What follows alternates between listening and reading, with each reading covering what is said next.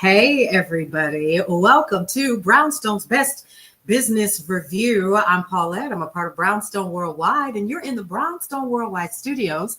This is a special edition of Brownstone's Best Business Review. As you guys know, we have been celebrating the entire month of November, 50 years of hip hop. And tonight, we are joined by one of those who was a part and is still a part of hip hop itself, with tons of Grammys and other awards to his name and to their name. We are talking to Speech of Arrested Development. I'm going to go ahead and share that first album cover with you guys really quick, and then we're going to do a quick introduction and get this brother up here so we can get an opportunity to talk directly to him. You guys know him as Speech, the part, the heart, the head of Arrested Development, true hip-hop trailblazers. Since 1991, Arrested Development has been cultural champions of consciousness and empowerment across the planet. Their representation of eclectic and vibrant African sounds and clothing has produced a unique clash of rhythms and style that continue to contrast the expected look and sound of hip-hop culture. Arrested Development have been supporters of important groups and movements like the National Coalition of the Homeless and the African National Congress, or the ANC. With numerous album releases and world tours, Arrested Development has been groundbreaking in hip-hop culture. Their album, 3 Years, 5 Months, and 2 Days in the Life of, earned them 2 Grammy Awards for Best New Artist and Best Rap Single, Tennessee, 2 MTV Awards, and a Soul Train Music Award, and of course, the NAACP Image Award. Rolling Stone magazine named this group Band of the Year in 1992. Now, this band actually continues to move forward with amazing albums and tours. They're continuing to tour after all of these years. You guys, I'm going to bring up to the Brownstone and Cityscape Radio and Brownstone Worldwide Studios none other than Speech of Arrested Development. I'm so happy to have you with us here this evening. Welcome. I can't even tell you how proud I am. I'm just looking at you. I'm beaming. I'm amazed. This woman, this incredible, Black, intellectual, smart, beautiful Paulette, I'm so proud of you. So I appreciate that, brother. I really do. Yeah. So listen, I asked you to come on because I knew I could not do a hip hop issue without talking to Speech Thomas from Arrested Development. Listen, the biggest thing that I definitely want to ask is, number one, did you think that you would still be a part of something so amazing after all of these years? Back in the day, I think probably not. I think you never know how long this is going to go. And first of all, I didn't even know if we would make it for sure. Yeah. I knew that we had the talent. I knew that we were a group to be reckoned with. And I knew that we had something special. But the truth is, I've seen a lot of groups, a lot of come and go that had something special and did not get the opportunities that we have. So I'd be lying if I thought that, 32 years later, 33 years later, really more like 35 years later, we would still be touring as heavily as we are and doing as well as we are. But that was in the very beginnings. When I did feel like probably after our first album really started to do well, we started pulling up at shows and there was lines around the block, and I'm not figurative, I'm being literal. For us alone, like just for our show, I then that this is a phenom. This is something that's beyond what it's exactly what I would have prayed for. And you well know, you were on this particular show. Yep.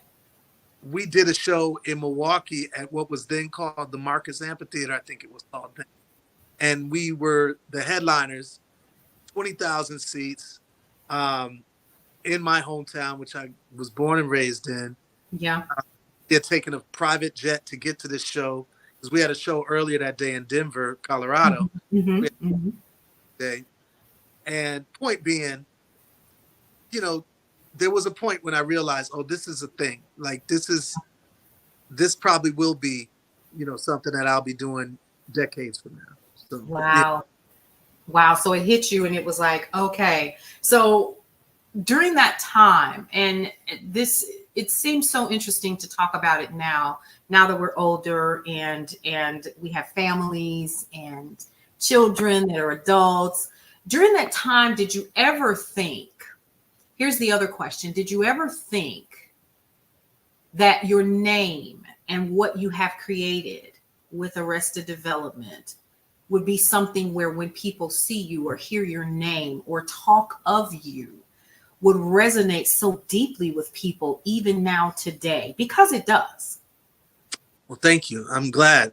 Um, again, I think it's similar. I didn't know it at first. Mm-hmm. Grateful that it does. And Right. I'm so happy that the music connected in a way that decades later people still know that it was important. Yep. And to be honest, I think juxtaposing our music to a lot of what hip hop ended up being made our music even more relevant. Right. So, and that's something I definitely did not, uh, you know, think was going to happen. Mm-hmm. So, I think it's been an amazing journey. Mm-hmm. I've had fans, meet me and cry. And it's Wow. not because like I'm Michael Jackson or something. It's because the music meant something in such a particular way. Yeah. And I think what we did was so unique, and especially in this particular genre of hip hop, that, Mm-hmm. there was a heart and soul that was present that just wasn't, in every single hip hop release. So, I agree. it Yeah.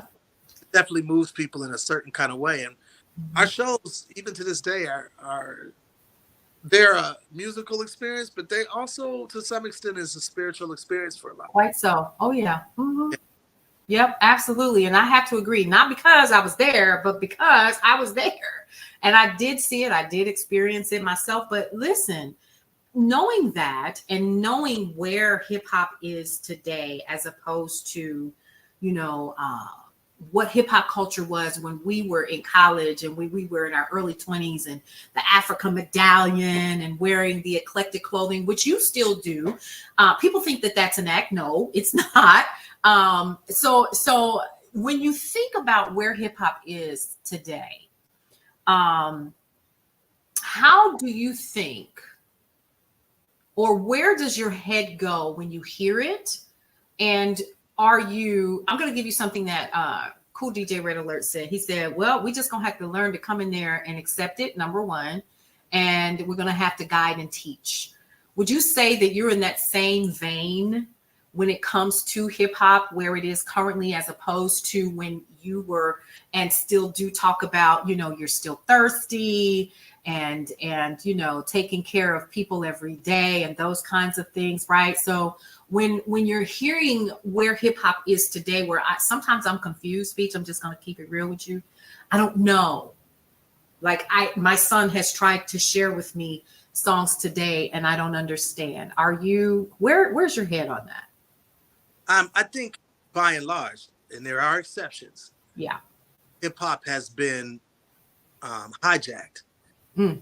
from a people's movement that was motored and engined by DJs who really care about the culture of hip, by MCs that care about the culture, by beatboxers, graffiti artists, breakdancers that care about the culture of hip hop. Mm. And it has been hijacked by corporations who strictly want to make money Yeah. and uphold the white supremacist systemic um, benefits that they enjoy. So, in other, Wow.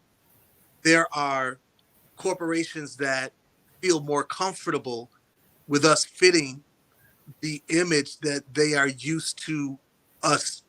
They're used to promoting about us. The image Mm-hmm. of being hypersexualized Yeah. Jezebel, image Mm-hmm. being hyper violent and untrustworthy human beings, the Mm-hmm. image of us being um, slick talking, never serious about anything in particular other than Mhm. just talking and sort Mhm. of hanging out. Mhm. That's the image that they want to promote of Black people. They've been doing that Mhm. for hundreds of years. And Mhm. so that power has taken over the music by and large. It's what Mhm. they really promote, despite that there's many MCs, DJs um, that are out there doing deep, reflective, fantastic, inspiring music, Absolutely. not choosing those MCs and DJs, and instead they are choosing what I just described, and that fits what they are used to portraying us as. So I do, Mhm. I yeah, So, couple things. I 100% agree with you. However, we have the advent. I'm gonna throw this in here. The advent of social media, and the music industry has changed. Like, I know a lot of people who literally have taken their music directly to the streets, and those are those artists that don't get the play that they deserve, right? And they're on SoundCloud, and they're being completely overlooked because, number one, most A&R departments don't exist, and those that do are literally after the artists that you're talking about. What words of advice would you give those young people, or those folks period, who are looking to take an an unconventional route, and do grassroots? Or do you even think that that's possible even now today? um, so here's the dilemma: the internet allows it allows you to go grassroots, Mhm. put your music out, but Yeah. I'm say out in quotes Mm. because really allows you to do is throw it up on a platform. The platform will do only but so much Yeah. to publicize your music to the wide range of people that's actually on the platform, right? So Mhm. Mhm. discovery of your music is extremely tough. Mm. And unless you go viral, Yeah. then it's more likely that sure, you're on a platform that may have a billion people on the platform, but you Mhm. reach 100 people Right. or people. Mhm. Um, that's the dilemma. So it's discovery that's still a very, very big issue. Mhm. And the algorithms of most of these platforms are going to congratulate, unfortunately, the same systemic racist imagery that I just described a second ago. I see. Congratulate Mhm. revolutionary or thought provoking or it Mhm. outside of the norm of what we tend to be promoted at. Mhm. That's Mhm. that's sort of the bad side. There's a few other bad sides to the streaming industry, and that is there's not a lot of money to be made, and the huge amount of product out there and Yep. data being put out on these platforms makes Mhm. it hard for any remaining activists that do exist that do care about the music to find all of these artists. So they Right. come and they will promote those artists, but it's going to be tough to find all of them because Mhm. whereas in the early 90s, late 80s, you had to be signed to some kind of label or at least an independent label in order to even Right. get it out. So therefore, DJs find that stuff pretty easily. Nowadays, well, even a well-meaning DJ um, would have to.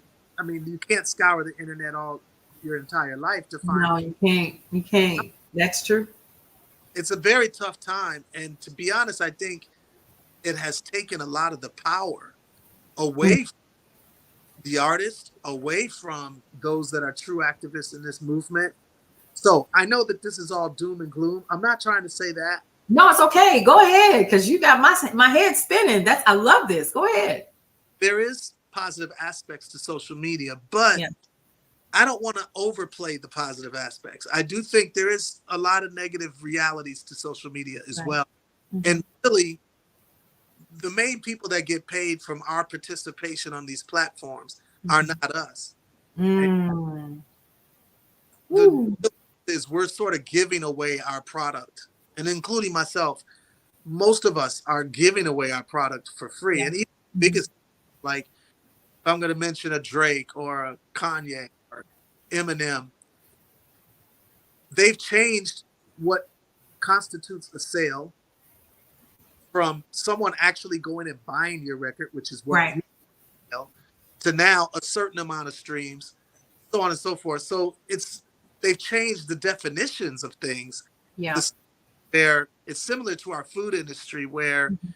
we used to think, well, a strawberry comes from the dirt and you eat it, it comes from God or the universe. Right. And now a strawberry could be any number of things. It could be created in a laboratory. Right.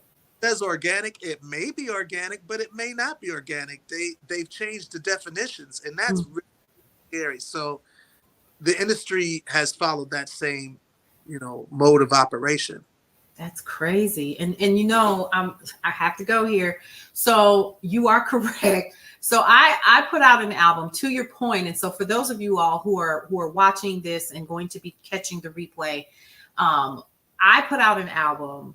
I don't know, it's been about 10 years ago or so, a little bit. No, it's actually been longer than that.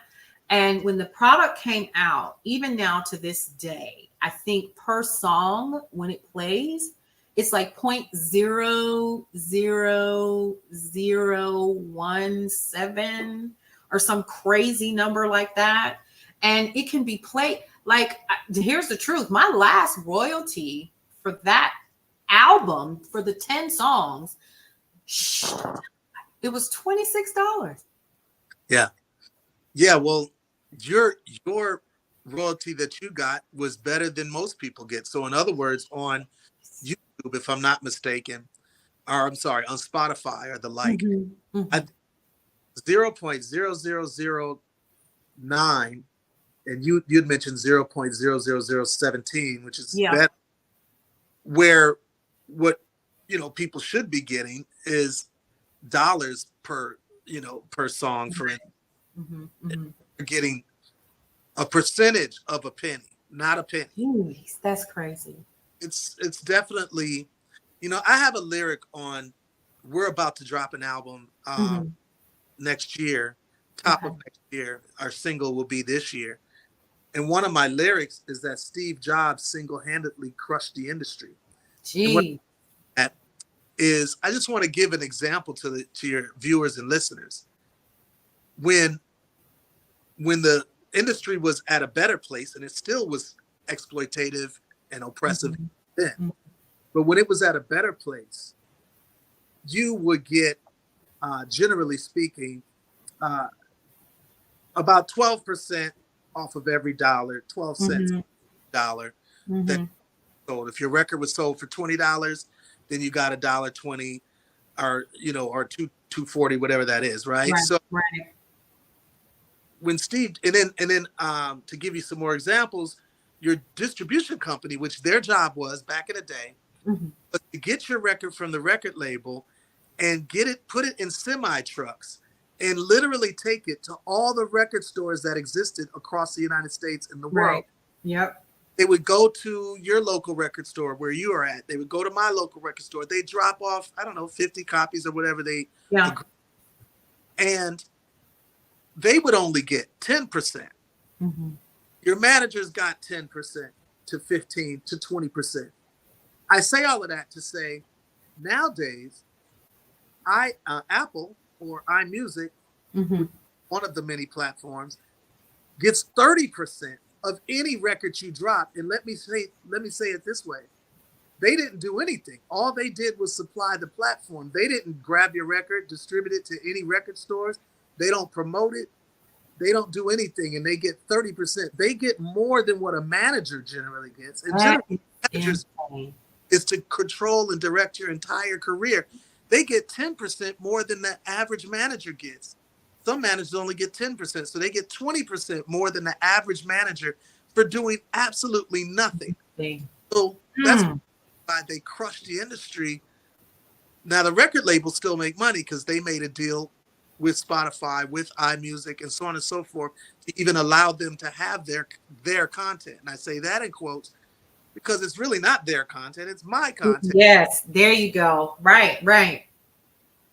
So it has been exploitative for decades, but it's gotten more exploitative with Yeah. the advent of these huge social media platforms. And Steve Jobs is responsible for that alone. Oh my. Wow. Wow. And you know what? You're bringing up an excellent point. So when you have someone who wants to take their music and not so much take it off of the platform, here's the one thing that I always tell people, even now.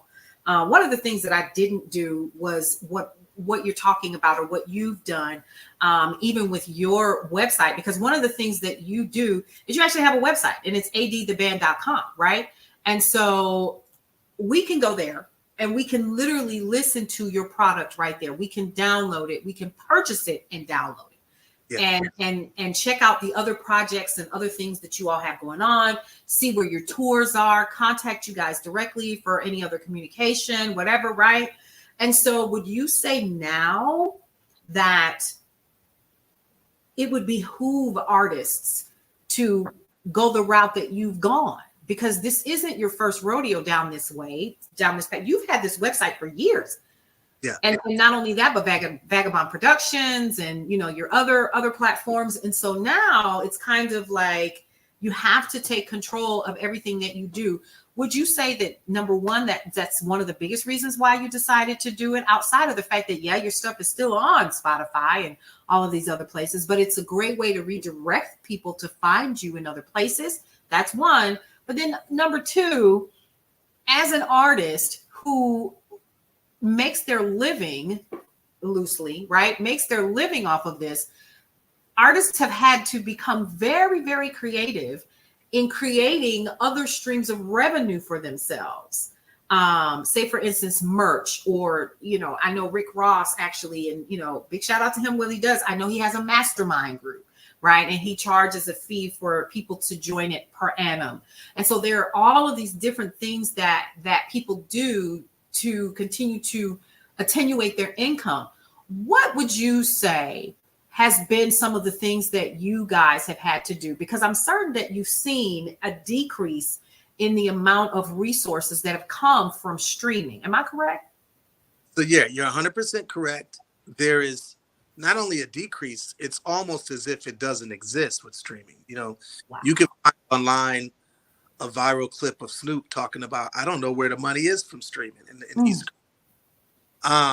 you could find online an interview with Pharrell, who had at the time the #1 song in the world. It was Happy at the time. It was Happy, yeah. And him getting a $15,000 check Jesus. for billions of streams at the time, right? And so let me say first, and again, I'm not trying to be negative. I'm just trying to keep it. I want us to understand the severity of where we're at. Right.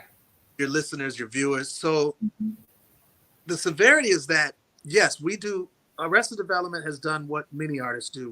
We have started a website. We have our music on that website.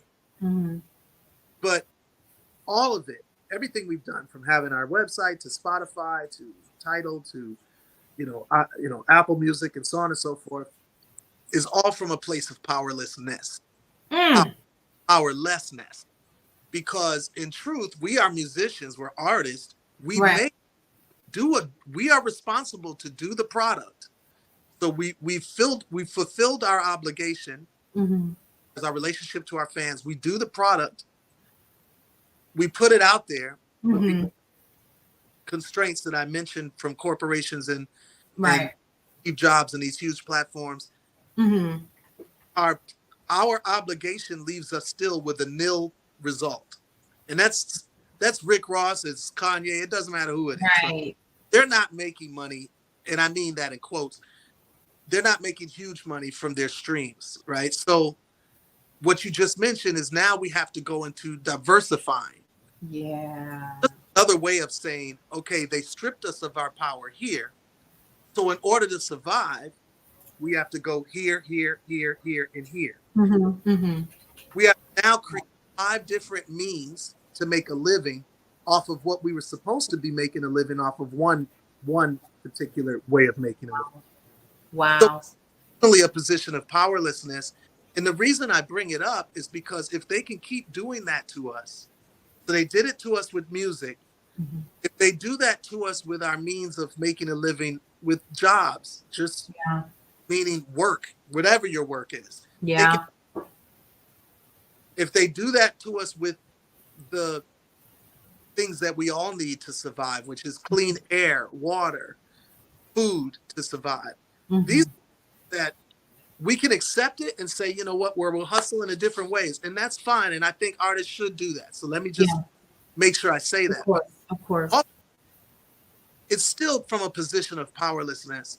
So we ultimately got to, as a people, as a collective, fight back. Ultimately, Mhm. say, wait a minute, I'm a musician and I just created an album.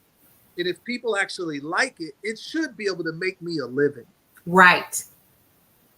And so that we've allowed that to just not even be a conversation in this day and age. Mm. And we now are having to diversify. So people are selling liquors, they're selling clothing products, they're selling this and that.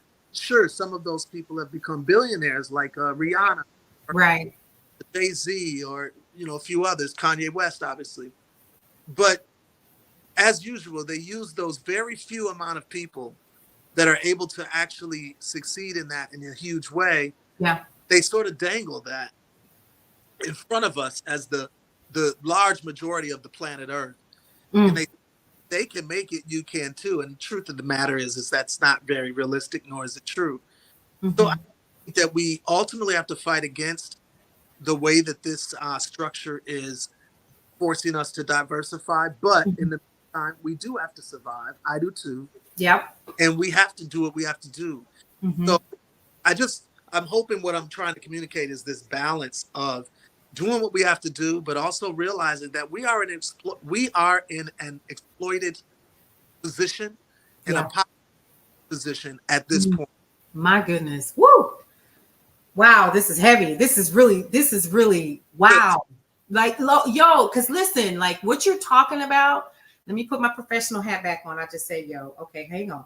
So listen, you have made me think of all of the reasons why so many people are discouraged when it comes to presenting any type of creative work, Yeah, right? And now here comes the advent of AI and hip hop artists being on projects that they don't know anything about, right? So don't be surprised, Speech, if you find yourself on a project, you're like, well, wait a minute, I wasn't there, I didn't do that. And so you've got that to contend with. How do you protect your voice if you don't own your masters? Or how do you protect your voice regardless? yeah, Because there are now all of these pieces of technology that can take just this, but this, and this baby right here has made me some money.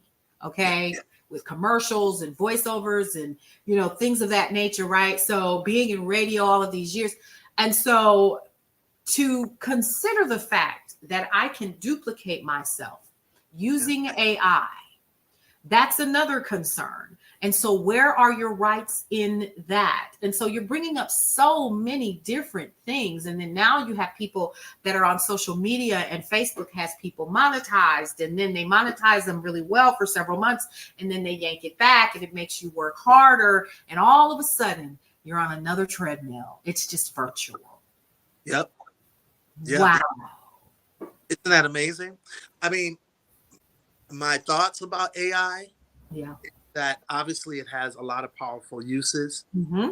And I have friends that use it effectively to make websites, to even to communicate on emails, and Mm-hmm. Mm-hmm. do all types of things. And I understand that power. And yet I am weary of, number one, who is monetizing off of the AI the Mm. most. Yeah. They are again going to change the laws on all of us as average people as to what is monetizable, Mm. where is the value point? Like, you know, do you have rights to your image? At this point, we don't already, right? Because every Yeah. time, for years now on these social platforms, we've been confirming, yeah, this is my face. You know, we're only helping them to develop the ability to use our faces and recognize our faces Yep. and do numerous things that we're usually not abreast of, and we're signing off on it when we click on, I agree. Whenever you use any app or platform, we're all having to, well, at least I don't. I have I have a feeling that 99.9% of people are not reading these contracts, No. Mm-mm. and it's even a dishonest way to present a contract, because what they're basically saying, as opposed to what a real contract negotiation is, where you're able to negotiate. If me Yeah. and you contract, I'm able to negotiate the terms. I'm not able to, and none of us, 99% of us, are not able to negotiate the terms of what they're even asking us to sign. So when we get on it, Absolutely. Yeah. it's saying, if you want to reach anybody in this world via the virtual world and social media web world, you're going to say agree. And if you disagree, you're just not part of the conversation. You're not Oh, part of wow. the network. But That's heavy. you don't get a chance to negotiate. You don't get a No. chance to do things on your own terms per se. Mm-hmm.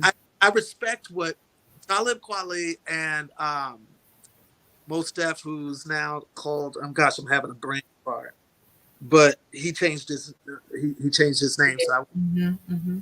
wish us to do that. Um, him and Talib Kweli have the Black Star record, which they purposely did not put on Apple Music, at least for quite a long time, Mm-hmm. and so on and so forth. Instead, they put it on Bandcamp, which is, by the way, a great tool for us artists. Right. When I say great, it's relative to the other tools that we have at our disposal. I'm not saying Mm-hmm. it's so much fairer than anything else, but in a relative sense, it is a great tool. So they put theirs on Bandcamp and they put it on their own platform, and I'm forgetting the name of it right now. But I Mm-hmm. thought that was um, it was a move in the right direction, in the sense of, we know that we have value as artists. Mm-hmm. Yeah, we're not going to sell as many units. We're not going to reach as many people, but somebody has to take a stand and say, I'm not going to put it on these mainstream platforms who Right. are quitting us, and I'm at least going to try to keep this within my own defined area of dignity as an artist. And I respect that. We didn't do that. I'm not saying Mm-hmm. they did better than us. Mm-hmm. We didn't. I respect them for doing it, and I think artists should consider that as a choice. It really depends where they are financially and what they have to try to accomplish. But Right. that is a choice. Wow. That is crazy. Their Boy, you platform, have. Go ahead. I think maybe their platform is called Luminary or something like that. So Thank people you. could. Yeah. Okay. Okay. So this, let me just say, now all of a sudden, I'm going to be looking at all of these social media platforms that I'm on and looking at everything side eye, and not in a bad way, because it does have its benefits. And I definitely will say the algorithm runs things. Sometimes I think, ultimately that, Meta is still trying to figure it out. It's confused. And I think on both platforms, all of the platforms that they currently are running, Threads, Instagram, all of them, 1 minute you're up, the next you're down. And what's really scary about that, I'm going to also put this out here. So shout out to you for doing this early on, because I recall you having a website for years. This isn't new, y'all. I need y'all to know Speech has had a website for Arrested Development for years. Is that I think people misunderstand the fact, especially hip hop artists themselves, that you have to meet your audience on these platforms, when in reality, you need to be like the Pied Piper and get them off of the platform and onto your list. That's So right. that you can better nurture your audience and build a relationship with them that way. Now, with you guys touring and all of the things that you're doing, would you say that has helped, outside of the fact that you're Arrested Development, your speech from Arrested Development, and I'm sure your phone rings, right? Would you say that having this external platform that is your own has helped you? Oh, definitely. Okay.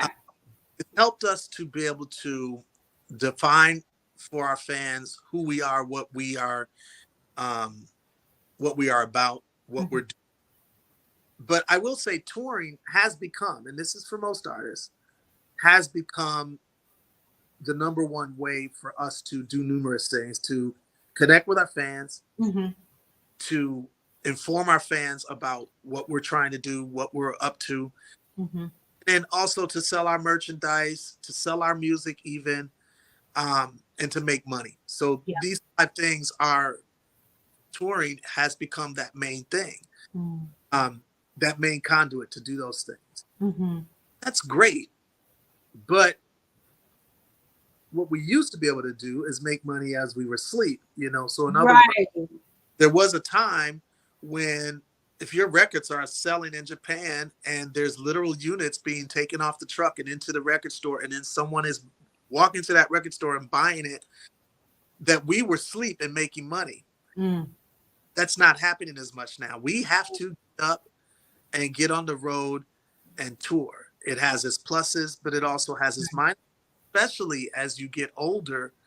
And let's say you have some children and you have a wife and you have a home and you're wanting to slow down.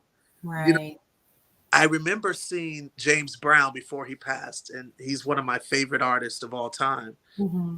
And I want to say he was in his 70s and 80s. We were touring with him. And I said to myself, I guess I was in my 40s at that time. I'll be 55, you know, October 25th. So, uh, Okay. um, but at that time I was in my 40s, and I said to myself, you know, I don't want to tour when I'm that old, because I saw my mother and my father work to the bone in Mm-hmm. the 80s. Like my father just passed this year in April, Right. Yeah. and he was 86 years old, and he worked pretty much up until his death. My mother is alive, thank God, and she's 84. She still goes to work every day. Wow. So I say that to say I personally don't want to do music till I die on stage. Right. I want to do what the original purpose of music was, is that if we supply a great product to our fan base, that Absolutely. they can buy that.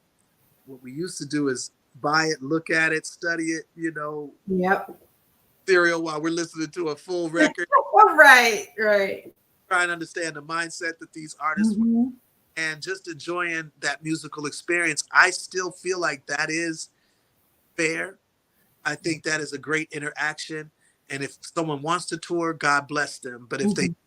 tour, God bless them as well. And I think that we deserve that dignity as musicians. I love that. And I dig the fact that you're actually saying that, because the hard part is that a lot of people don't get that opportunity, and Yeah. most don't make it. I said earlier, I interviewed the Force MDs, and unfortunately, even though they're still together, one of the members in the original album cover that I owned as a girl, he's the only one alive.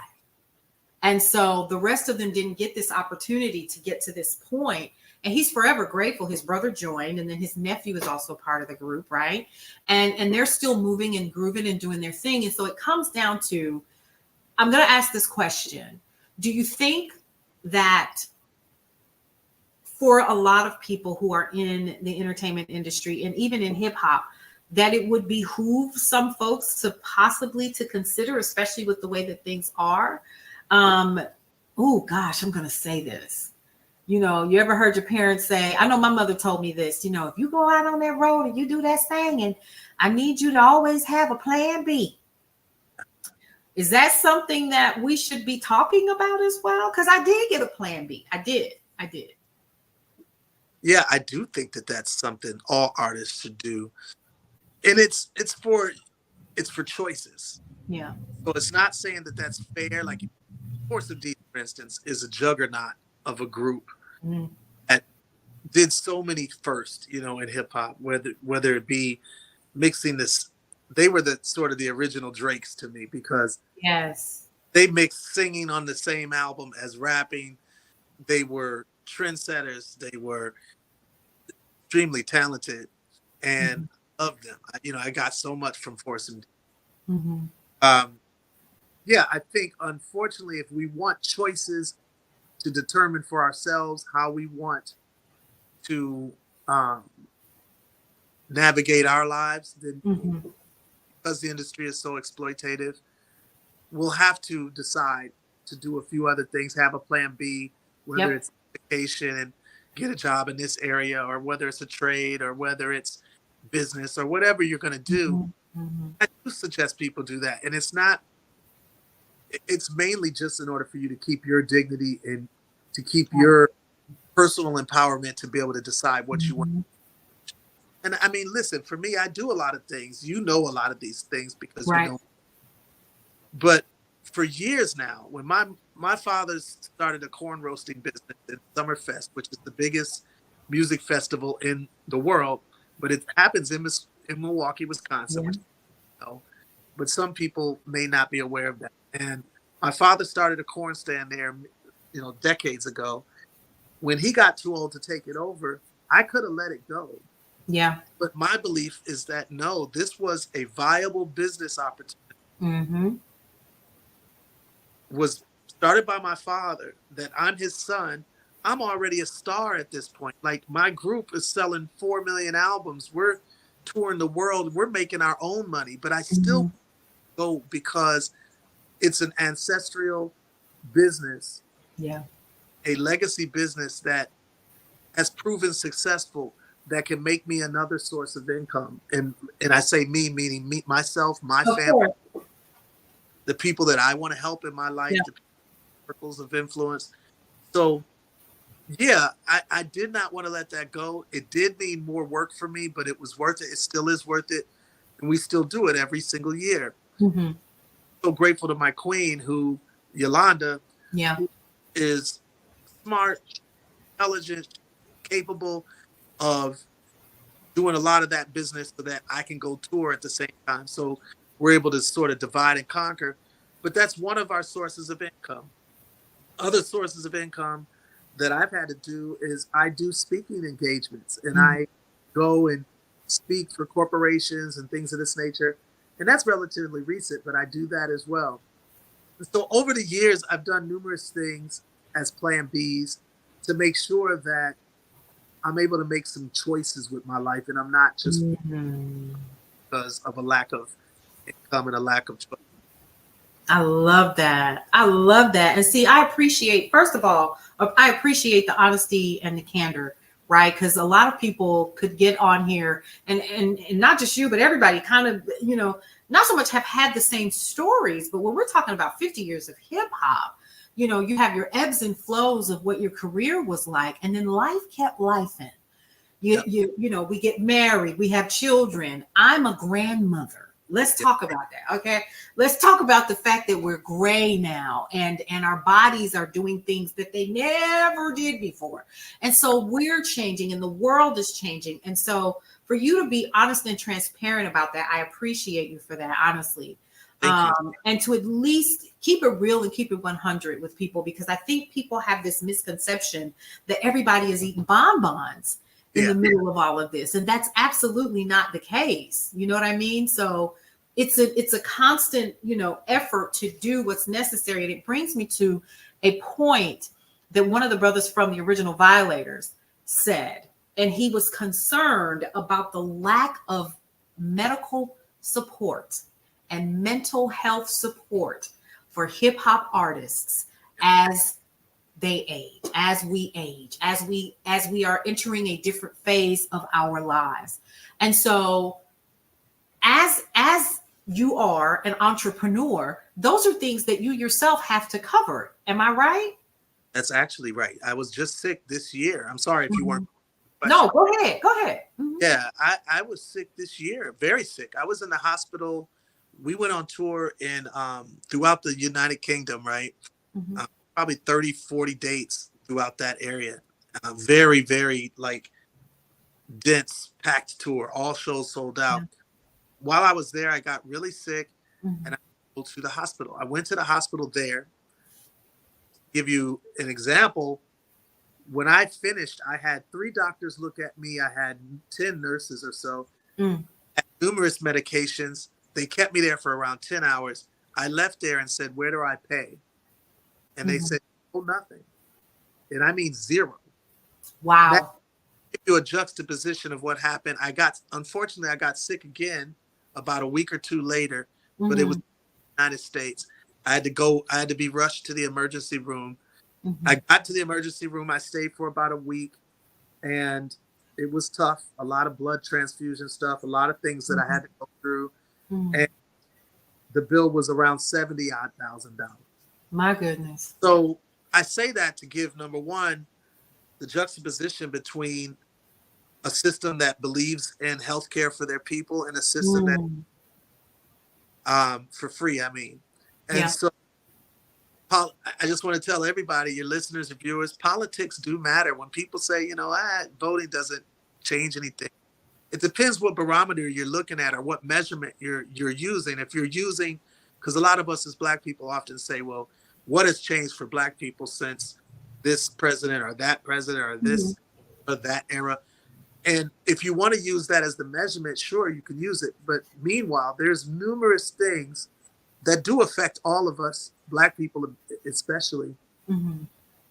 If you vote, you at least have an opportunity to change some of these things, because Right. politics are happening whether you're aware of it or not. And it does affect all of us, whether we're aware of it or not.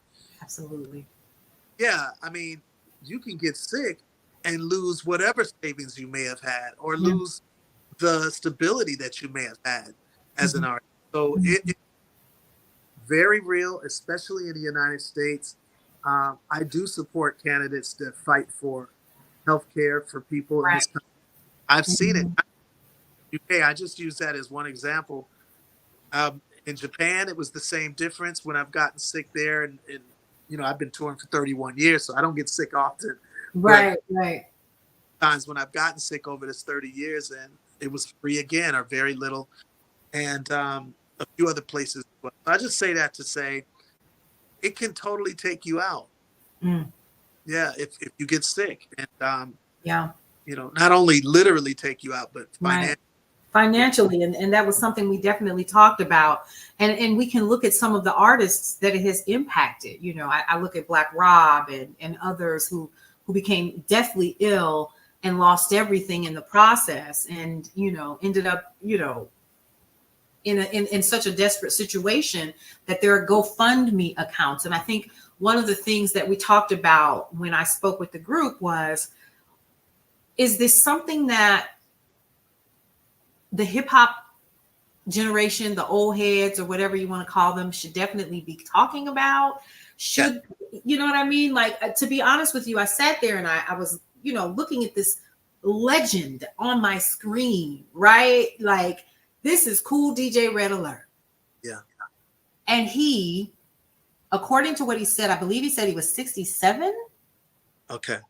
So when we're talking about that, the originators Yeah. are aging out, Yeah. or they've already passed on. And if they are beginning to age out, what does that look like? And even for those who have not, what about mental health? What about any kind of health care? Yeah. Right? And how do we, as a community of artists, start having these conversations? And what does that look like to get some kind of support out there? Or am I a dreamer? No, you're not a dreamer, and if you are, that's to be commended. I think dreaming is excellent. So let me say to your listeners and viewers, there is a hip, and I want to applaud Curtis Blow, Yeah. Harris One, Chuck Mm-hmm. D, Mm-hmm.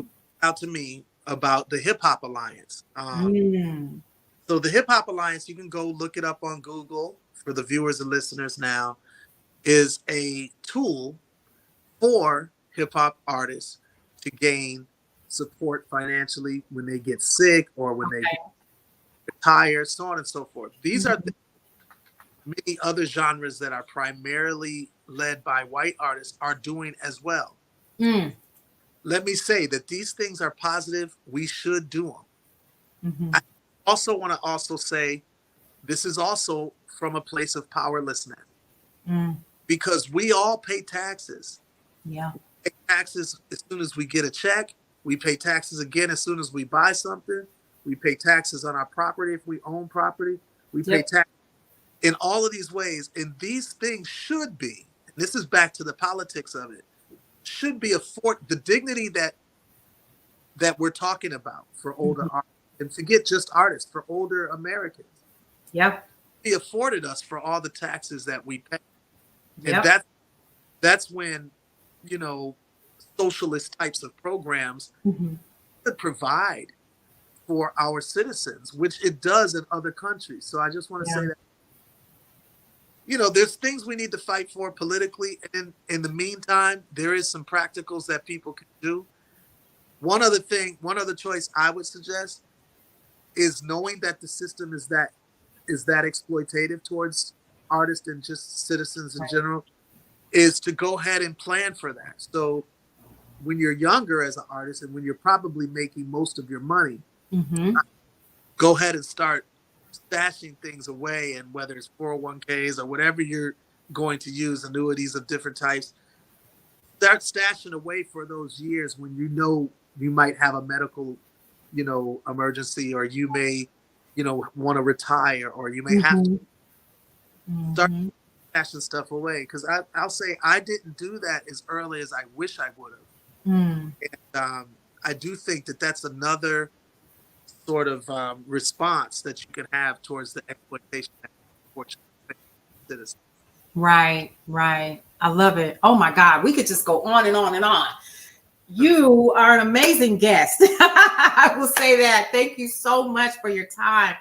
I could go on and on and on because this is I feel like we've just touched the tip of the iceberg on this conversation. And to know that there is something out there that is being formulated. I would love to learn more about it as you guys go along so that, you know, we can share that with viewers, readers, subscribers, and listeners as things happen. I think it is utterly important. I know that you've got a life outside of talking to me, however, well, right? well, as I've told you, Paulette, I when you asked me to do this, like my birthday is tomorrow, literally. I'm in Wow, a mode. I'm not touring right now. good. I wouldn't have done this for anybody, but I did it for you because I love you. I You love mean, you too, man. and I'm serious when I say this. I'm not just sending you platitudes for the heck of it. Yeah, I always have. I've always been proud of you. I'm thank proud of you. you are, what you stand for, and what you do. Your platform is important, and the content, especially from us as Black creators, needs to be able to be on Black platforms, and we need to be able to express ourselves on these platforms so that you all have a chance to disseminate it as much as possible, but also Absolutely. keep it in the history, the annals of history, but on your platform. So, Absolutely. I love it. love you. Thank I always you. Yeah. credit women in so many different ways. So, it's an honor to do this, and I only would have done this. Well, I appreciate that. I love you too. And you know, hugs. Even though we really y'all, I mean, quiet as it's kept, you probably what 30 minutes from me. I don't think you're 30 minutes from me, but big shout out to you, chilling and hanging out with us tonight. This has been great. Listen, stick around for about 5 minutes, 3 minutes. Give me 3 minutes after we're done here. But I do want to thank you for coming out, hanging out with us. Guys, this is Speech from Arrested Development. Once again, you can head over to his social media and it's at Speech. Am I correct? Underscore underscore at speech underscore underscore. Underscore underscore. So see, I'm glad I said that before I actually put it up here, right? Because there'd have been an issue. All right. I want to make sure that I'm doing it correctly. So we're going to share where you can find him at Speech underscore underscore. That's where you can find him on social media, as well as adtheband.com. You guys, this has been a special edition of Brownstone's Best Business Review, the hip hop edition for 50 years of hip hop. And before we go, Speech, I've been asking every single guest this month one question before we go. When did you fall in love with hip hop? When I was probably, I want to say I was in sixth grade, late 70s, and Mm-hmm. it was Rapper's Delight. I heard that record by the Sugar Hill Gang, who is actually on our last album for the F and Love, uh, Mm-hmm. last song on our just previous album, and honored to work with them. And I heard that record, and it forever changed my viewpoint of music, and of course, it changed my life because I knew I wanted to rap at that Mm-hmm. point. I knew I wanted to be involved with hip hop culture. So it was Rapper's Delight. I fell in love. And then I think what helped cement my love for hip hop was the second record I remember, and that was Grandmaster Flash, Adventures on the Wheels of Steel. Mm. Sugar, shout out to Sylvia Rohn and Yeah. just Robinson, I should say, who started that whole movement. Mm-hmm. That those two records solidified the culture of hip hop to me. So Rapper's Delight out of it, and the Grandmaster Flash Adventures on the Wheels of Steel was the turntablist side of it. I became a DJ after that. Yeah. I adored these two records. They were revolutionary. It taught me that, wow, this is a new medium where we have a chance to almost speak our concerns, our thoughts, our love, our passion, our joy, Mm-hmm. and put it on record. And it could be way longer than 3 minutes, which was sort of the norm for sort of Motown era. Mm-hmm. I think that record, the Rapper's Delight, was probably 11 minutes, 8, 9, 10 minutes It was long. ridiculous. And it just taught me so much about what is possible. And Yeah. obviously, the rest of the planet. So, Mm-hmm. yeah, that was my first. I love it. Thank you so much once again. Speech, we love you here at the Brownstone. We appreciate your support, sir. Like I said, stick around. You guys, don't forget to get your copy of Brownstone Living magazine. Go ahead and subscribe for that digital copy, or you can get the print version. It's completely up to you. Head on over to brownstoneworldwide.com for more and keep up with us throughout your workday at cityscaperadio.com, and go ahead and download that app as well. Listen, Speech, we appreciate you once again. You guys, keep it locked right here to Brownstone Worldwide for more news, information, and updates on what's happening for the rest of the year. We'll see you around.